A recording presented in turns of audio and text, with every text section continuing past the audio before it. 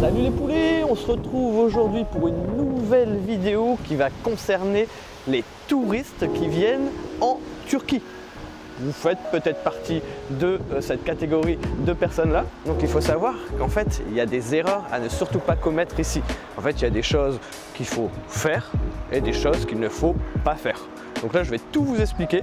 Comme ça, vous allez pouvoir apprendre un petit peu, tout simplement, la culture turque. Il faut savoir que quand vous voyagez dans un pays étranger, parfois il y a des coutumes, la culture qui est différente, voilà, il y a des choses à savoir qu'on ne fait pas spécialement en France ou dans votre pays d'origine. Donc c'est toujours bien, voilà, d'avoir un petit peu un retour pour que vous ne commettiez pas d'erreur une fois que vous arrivez dans un pays. Donc là, on va se centraliser sur la Turquie.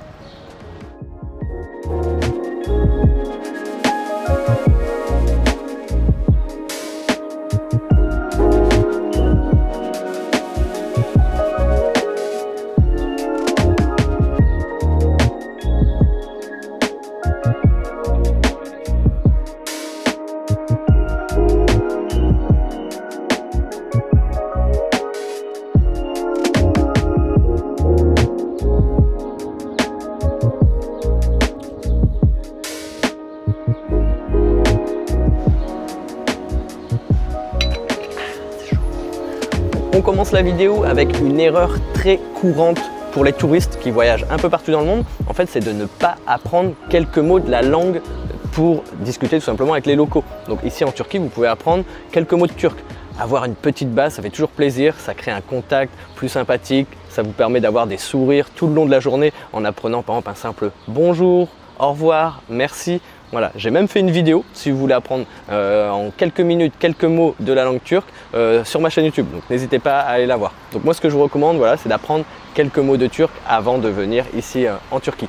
Il y a également une deuxième chose à savoir ici en Turquie, c'est au niveau de la tenue vestimentaire. Donc l'erreur à ne pas commettre, c'est d'oublier de prendre peut-être des tenues adaptées à la culture locale, notamment à la religion qui ici est la religion musulmane, qui est en majorité pratiquée ici en Turquie. Pour aller dans les lieux de culte comme tout simplement les mosquées ou aller dans des quartiers ou des villes, villages un petit peu plus conservateurs, l'idéal c'est de ne pas se balader en mini-short, en mini-jupe ou avec des grands décolletés ou pour les hommes des débardeurs.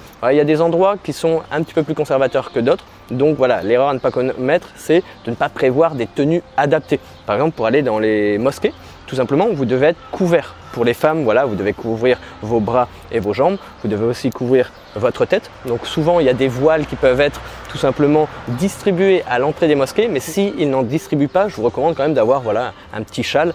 Pour la Turquie, le temps souvent c'est pas adapté, mais si vous avez au moins un pantalon, au moins un t-shirt pour les hommes, parce que les débardeurs, c'est un petit peu court, ça laisse montrer tous les bras, même un petit peu le torse, donc c'est pas vraiment très approprié pour certains lieux. Donc voilà, pensez à mettre un petit t-shirt dans votre valise, un pantalon, on sait jamais, et ça vous permettra de visiter des lieux ou des quartiers qui sont peut-être un peu plus conservateurs.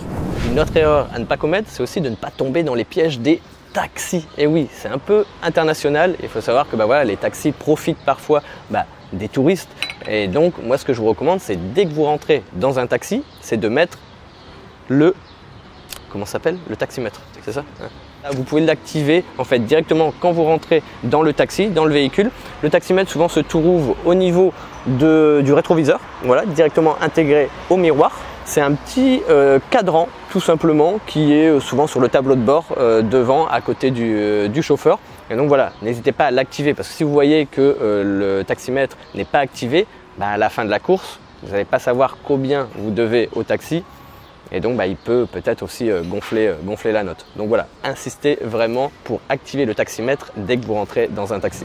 Une autre erreur à ne surtout pas faire, à ne pas commettre, c'est de négliger les distances. Voilà, à Istanbul, ça reste une seule ville, mais elle est très étendue.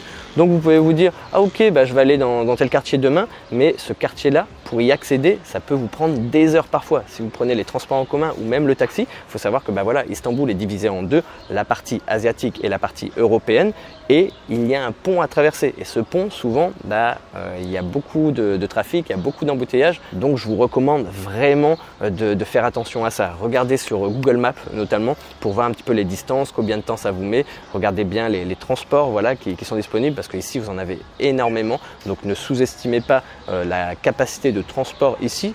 Ne prenez pas toujours le taxi.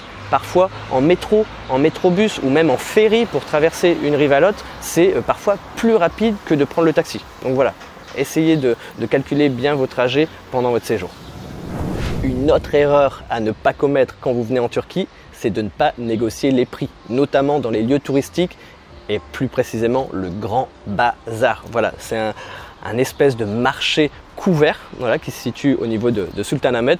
C'est là où vous allez trouver plein de souvenirs. C'est comme un grand centre commercial tout simplement avec plein d'objets un petit peu typiques de la Turquie. C'est un passage obligé si vous passez à Istanbul et donc négocier les prix parce que souvent voilà, ce bazar est réputé pour être visité principalement par des touristes et donc les prix peuvent être gonflés. Donc négociez à chaque fois. Si vous achetez un seul truc, n'hésitez pas à faire la technique de ok, je vais réfléchir, je m'en vais, et ça peut, voilà, quelques petits pas en vous éloignant de la boutique, ça peut faire changer d'avis le commerçant, le vendeur par rapport au prix. Il peut vous dire ah ok, bah, allez, pour vous je vous fais un prix spécial. Donc voilà, vous avez une petite technique et vous pouvez aussi négocier si vous achetez plusieurs choses. Vous dites ah bah voilà, j'ai acheté ça, ça, ça, donc vous faites un peu un tarif de gros et vous pouvez diminuer le prix. Donc n'hésitez pas à négocier. Ici en Turquie, c'est pas mal vu de négocier, donc voilà, n'hésitez pas pour voilà, économiser un petit peu d'argent et profiter pour d'autres activités ici à Istanbul.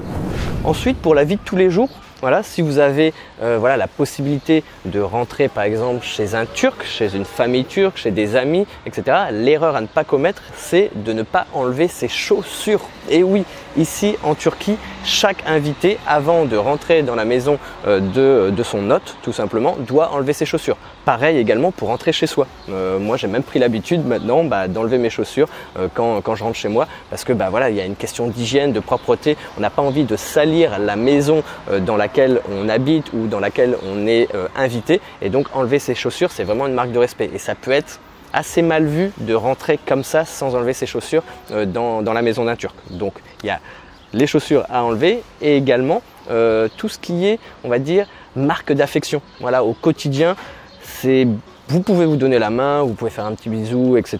Ça, il n'y a pas de souci, mais il faut quand même éviter d'être trop expressif. Voilà, il y a certains quartiers maintenant à Istanbul, ça s'est assez européanisé depuis ces dernières années, notamment voilà, au niveau de Kadıköy, au niveau de Beşiktaş. C'est un peu des quartiers qui peuvent être un peu touristiques, mais pas trop, mais qui sont très étudiants. Donc il y a beaucoup d'étrangers qui sont là. Donc là, vous pouvez, voilà, entre guillemets, c'est un peu une exception. Là, vous allez voir des gens, des couples, etc. qui expriment leur amour, on va dire. Mais voilà, c'est mieux d'être un peu discret quand on est en public. Notamment dans les zones, comme je vous disais, qui peuvent être peut-être un peu conservatrices et surtout pas voilà, dans les mosquées ou autres. Une autre erreur à ne surtout pas faire, c'est d'omettre de manger un bon kahvaltı. Le kahvaltı, en fait, c'est le petit déjeuner turc. C'est une espèce de brunch, tout simplement, avec plein de choses sur la table. Vous avez autant du salé que du sucré. C'est magnifique. J'ai fait plusieurs vidéos sur ma chaîne. Voilà, vous pouvez voir un petit peu. Mais en fait, vous avez une table complète. Ça se mange avec plusieurs personnes souvent. Vous pouvez avoir des plateaux individuels, mais vraiment le côté sympa du kahvaltı, c'est de le partager. Vous êtes à 2, 3, 4 personnes, vous avez une table remplie et tout le monde voilà, se sert un petit peu.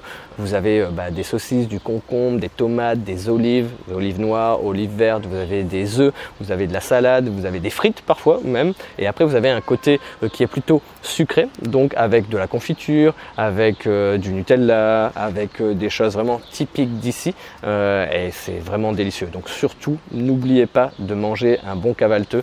Ça, c'est l'erreur à ne surtout pas commettre. Voilà, si vous voulez vous régaler, prenez un petit déjeuner turc.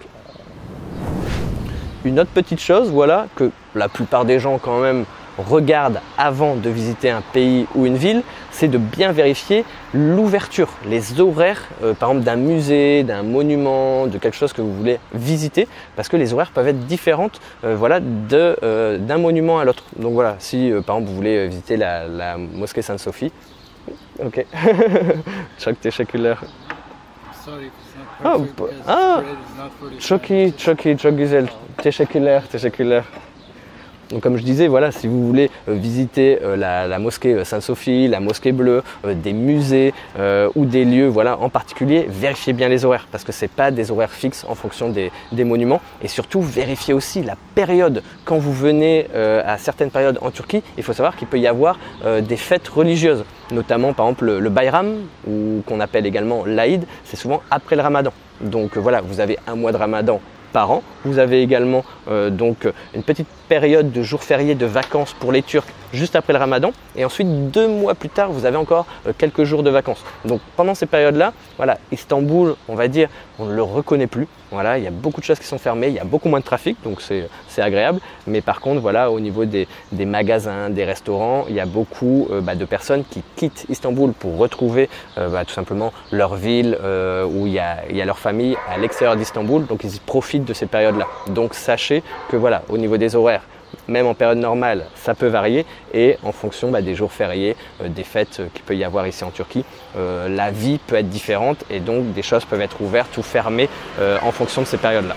Une petite astuce de voyage qui n'est pas simplement ciblée sur la Turquie, c'est en fait de changer son argent dans des endroits qui ne sont pas adaptés. Moi, je vous déconseille fortement de changer directement à l'aéroport. Ça, c'est l'erreur numéro 1 des touristes. Ils arrivent à l'aéroport, ils n'ont pas la monnaie locale. Ici, la monnaie locale, c'est la livre turque. Voilà.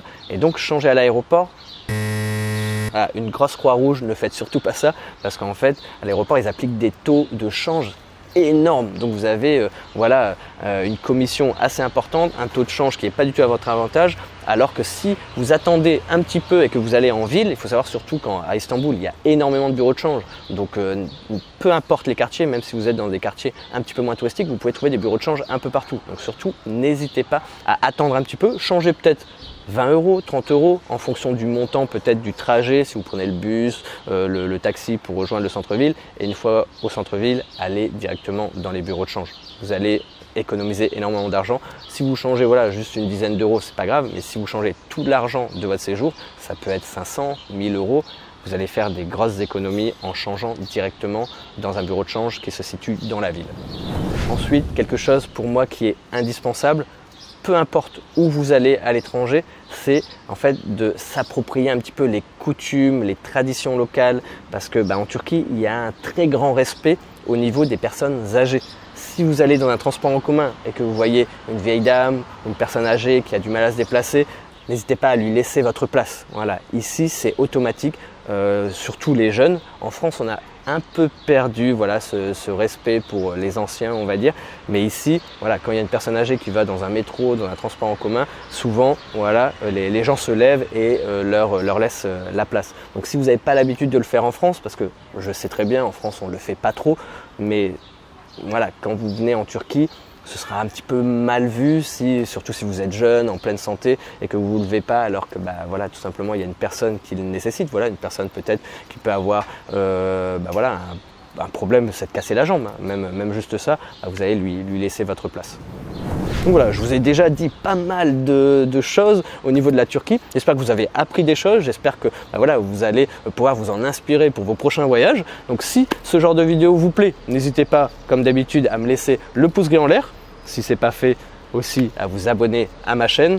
Vous pouvez également activer la petite cloche pour recevoir des notifications à chaque fois que je publie une nouvelle vidéo. Sur ce, je vous souhaite de bonnes vacances. Voilà, j'espère que vous avez appris quelque chose grâce à cette vidéo. Je vous souhaite une bonne journée, un bon week-end, une bonne soirée en fonction de quand vous regardez la vidéo. Et puis je vous dis tchuss les poulets. Et moi je vais finir mon thé. Voilà, ciao ciao.